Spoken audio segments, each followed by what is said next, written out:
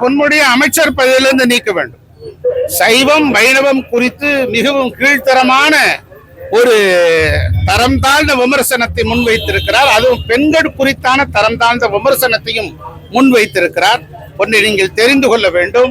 சைவமும் வைணவமும் ஒரு காலகட்டத்தில் பக்தி இலக்கியங்கள் தான் தமிழை வளர்த்தன. அதுல இருவேறு கருத்துக்கள் இல்லை. அப்படிப்பட்ட நிலையிலே அப்படிப்பட்ட ஒரு மதத்தை பின்பற்றுகிறவர்கள், சைவத்தையும் வைணவத்தையும் பின்பற்றுகிறவர்கள் மனது புண்படுகிற வரை அந்த செயல் இருக்கிறது. ஆகவே பொன்முடியை அமைச்சர் பதவியிலிருந்து நீக்க வேண்டும். அனைத்து இந்திய அண்ணா திராவிட முன்னேற்ற கழகம் அண்ணன் எடப்பாடியார் தான் பொதுச் செயலாளர். எடப்பாடியாருடைய தலைமையிலே பாஜக கூட்டணி அமைந்திருக்கிறது. அனைத்து இந்திய அண்ணா திராவிட முன்னேற்ற கழகமும் பாஜக கூட்டணியும் மக்கள் நலன் சார்ந்து செயல்படும்.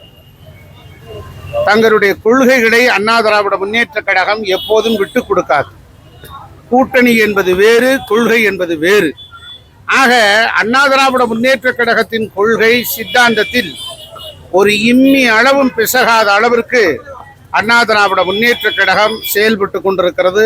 இனிமேலும் அப்படித்தான் செயல்படும். காலத்தின் கட்டாயம். திராவிட முன்னேற்ற கழகம் பாசிச ஆட்சியை நடத்தி கொண்டிருக்கிறது.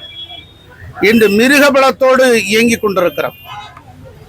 திராவிட முன்னேற்ற கழகத்தினுடைய கூட்டணியில் இருப்பவர்கள் எல்லாம் பல்வேறு சிக்கல்கள், பிரச்சனைகள் தமிழ்நாட்டில் இருக்கிறது. ஆனாலும் அவற்றையெல்லாம் சகித்து கொண்டு திமுகவினுடைய கொத்தடிமைகளாக திமுக கூட்டணியில் இருக்கிறவர்கள் இருக்கிறார்கள்.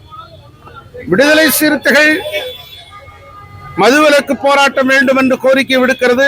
மாநாடு நடத்துகிறார்கள். ஆனால் கள்ளக்குறிச்சியிலே 60க்கும் மேற்பட்ட பேர் பட்டியலினத்தைச் சேர்ந்தவர்கள் இறந்து போயிருக்கிறார்கள். இதை தார்மீக பொறுப்பேற்று நான் கூட்டணியிலிருந்து விலகிக் கொள்கிறேன் என்று அவர் சொல்லவில்லை. இடதுசாரி வலதுசாரி கொள்கைகள் வெவ்வேறாக இருக்கிறது. தொழிற்சங்கத்தினுடைய பிரச்சனை இருக்கிறது. இங்கு ஸ்ரீபெரும்புத்தூரில் நடைபெற்ற தொழிற்சங்க பிரச்சனையை கூட தீர்ப்பதற்கு கம்யூனிஸ்டுகள் வழி இல்லை. ஆனால் இன்னும் திமுகவோடு கைகட்டி கொண்டு கூட்டணிக்காக ஒட்டி கொண்டிருக்கிறது. பதவி சுகத்துக்காக ஒட்டி கொண்டிருக்கிறார்கள்.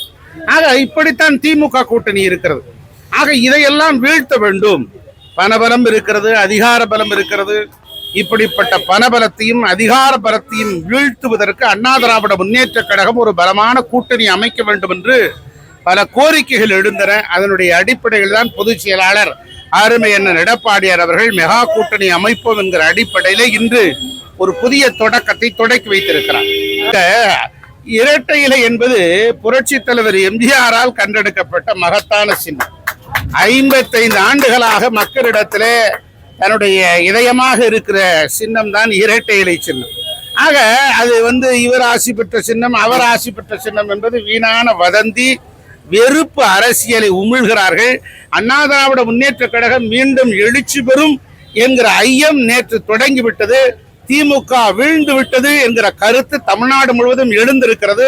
ஆகவே இதற்கு பயந்து கனிமொழி போன்றவர்கள் அண்ணா அறிவாலயத்திலிருந்து காட்டுக்கூச்சல் போடுகிறார்கள். 1000 கோடி ஊழல் இன்னும் மிக விரைவில் வெட்ட வெளிச்சமாகிவிடுமே என்று பயந்து கொண்டிருக்கிறார்கள். அந்த திமுகவினுடைய அமைச்சர் நேரு வீட்டிலே அமலாக்கத்துறை சோதனை நடத்தி பல்வேறு சிக்கல்கள் நடந்து கொண்டிருக்கிறது. இவற்றை எல்லாம் மக்கள் பார்த்து கொண்டிருக்கிறார்கள். பொன்முடியை அமைச்சர் பதவியிலிருந்து நீக்க வேண்டும். சைவம் வைணவம் குறித்து மிகவும் கீழ்த்தரமான ஒரு தரம் தாழ்ந்த விமர்சனத்தை முன்வைத்திருக்கிறார். அதுவும் பெண்கள் குறித்தான தரம் தாழ்ந்த விமர்சனத்தையும் முன்வைத்திருக்கிறார். ஒன்றை நீங்கள் தெரிந்து கொள்ள வேண்டும். சைவமும் வைணவமும் ஒரு காலகட்டத்தில் பக்தி இலக்கியங்கள் தான் தமிழை வளர்த்தன. அதுல இருவேறு கருத்துக்கள் இல்லை. அப்படிப்பட்ட நிலையிலே அப்படிப்பட்ட ஒரு மதத்தை பின்பற்றுகிறவர்கள், சைவத்தையும் வைணவத்தையும் பின்பற்றுகிறவர்கள் மனது புண்படுகிற வரை அந்த செயல் இருக்கிறது. ஆகவே பொன்முடியை அமைச்சர் பதவியிலிருந்து நீக்க வேண்டும். பாதகம் செய்பவரை கண்டால் நாம் பயம் கொள்ளலாகாது பாப்பா. மோதி மிதித்து விடு பாப்பா, அவர் முகத்தில் உமிழ்ந்து விடு பாப்பா. அண்மை செய்திகளை உடனுக்குடன் தெரிந்து கொள்ள இணைந்திருங்கள் எம் நாடு தொலைக்காட்சியுடன்.